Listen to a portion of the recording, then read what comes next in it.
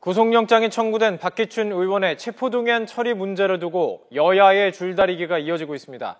새누리당은 원칙대로 처리하자고 강조하는 반면 새정치연합은 명확한 입장을 밝히지 않고 있어서 체포안 처리를 위한 본회의 개최 여부가 불투명한 상황입니다. 이승현 기자의 보도입니다.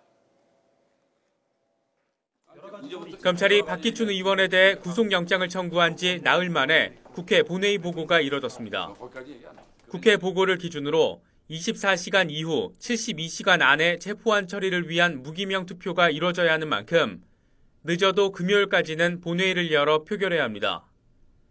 오는 14일이 임시 공휴일로 지정된 만큼 사실상 13일이 마지노선입니다.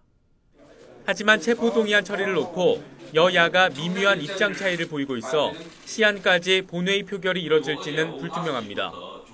먼저 새누리당은 방탄국회는 절대 안 된다는 입장을 강조하며 기한 안에 처리해야 한다고 야당을 거듭 압박했습니다. 문재인 대표도 필요할 생각이 없음을 밝힌 만큼 우리 국회가 방탄국회의 오명을 쓰지 않도록 야당은 조속히 본회의 일정 합의에 나서고 또 본회의에 참석하는. 하지만 새정치연합은 명확한 입장을 밝히지 않은 채 여론의 눈치를 보며 사실상 시간 끌기에 들어간 모습입니다. 이번 10번째 체포동의안 제출이거든요. 19대 국회에서.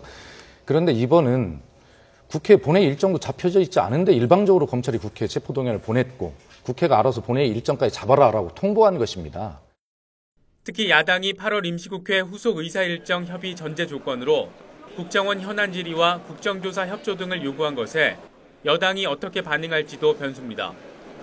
일각에서는 야당이 여당이 받을 수 없는 카드를 던져 아예 본회의를 열지 못하는 상황을 유도해 체포동의안 처리를 피하기 위한 의도가 담겼다는 분석도 나옵니다. 하지만 야당이 제19 감싸게 나설 경우 방탄국회라는 여론의 역풍이 만만치 않을 것이어서 결국 표결에 나설 것이라는 예상도 나오고 있습니다.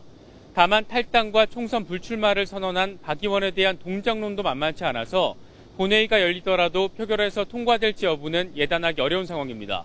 YTN 이승현입니다.